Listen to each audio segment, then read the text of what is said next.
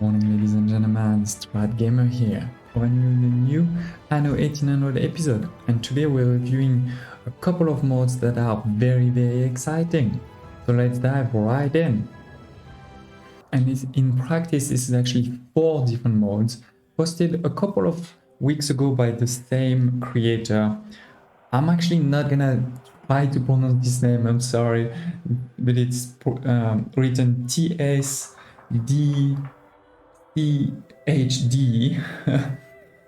At least, you know, on Nexus, that's what it says when you look at created by.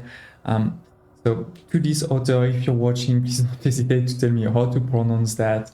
But again, thanks to that creator for creating and posting those 4 different mods. We're gonna see what they do, and you may already be getting part of it, in particular from the title of the episode. Let's look at first this first mod, which is around the local departments. If you know the local departments, you can find them here in your culture, in your palace. You can have 1 palace per profile. Usually you put it on your capital, usually Crown Falls. And then on each of the other islands, usually you can only have 1 local department, which sort of forces you to choose which department to select, and then only 1 policy, right? So for example, selecting Department of Labor and then policy on the Land Reform Act. If you're looking to know more about the local department, the best policies, things like this, there is a video on my channel that you can see appearing now at the top, and I will also put it in the description below if you want to look at it later on. But let's talk about this mod. What it does, as you can see here, is actually break this limit of 1 local department per island, where you can now build as many as you want. I guess the limits being just the space and your resources. So you can see I just put 2 new more, and they work. It's not just an ornament, it's actual gameplay. So you can say I can select a department and it is working. So here, for example, I have the Department of Administration, the Department of Culture, Labor, another Labor, and I put Labor also here. So you can see in particular, you can even put several of the same thing and they will give you the impact. So if we look here at this trade union, you can see this trade union is getting 3 bonuses because I have 3 Department of Labor and the policy that I selected here. Similarly, you know, I can show you that this is also working. This will give you 300 workforce per town hall, right? So you can see my workforce now, for example, workers on 1000. If I now build 1 town hall, the space here, perfect.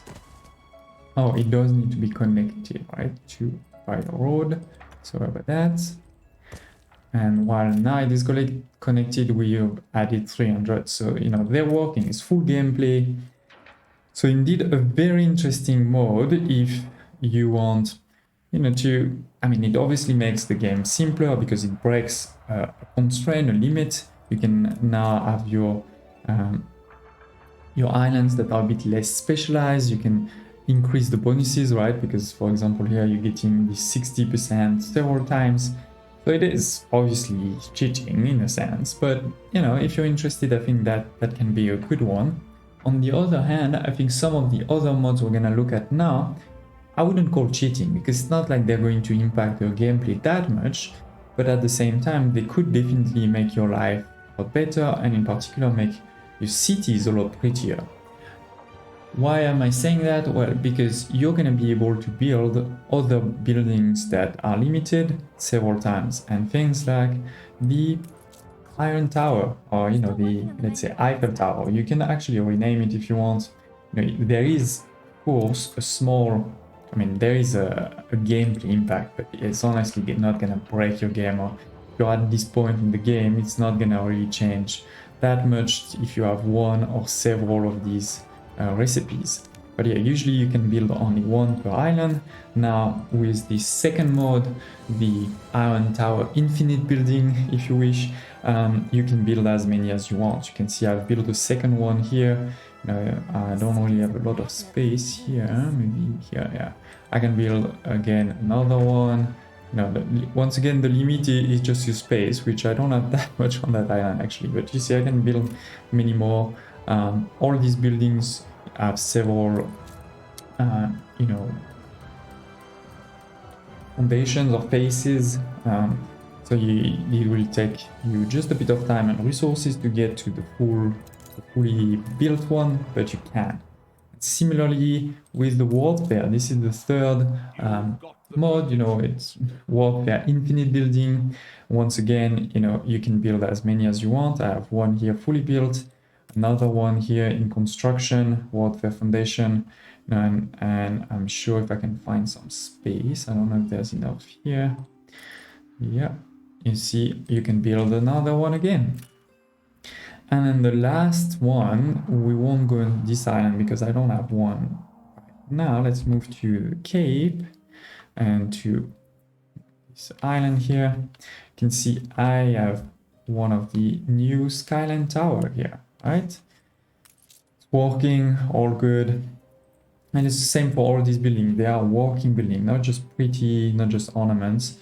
So similarly, this one is limited at one per island. Now you're not limited anymore. You can build as many as you want. Once again, you start with a foundation, but you can build them. They will get built, no worries. So it is, ladies and gents, this was 4 different modes, once again by TSDCHD, to break the limit of 1 building per island, 1 building per session, so that you can have many if you want on the World Fair, the Iron Tower, the Skyline Tower, and lastly the local departments. Hope you liked this episode. If you did, don't hesitate to press the like button, to share in the comments below your thoughts. Are you going to use those mods? And also to share if you have any requests for other mods, but also other Anno 1800 series. I know I haven't posted a lot of gameplay recently, but really keen to hear from you what you may also be looking for. And I hope to see you next time.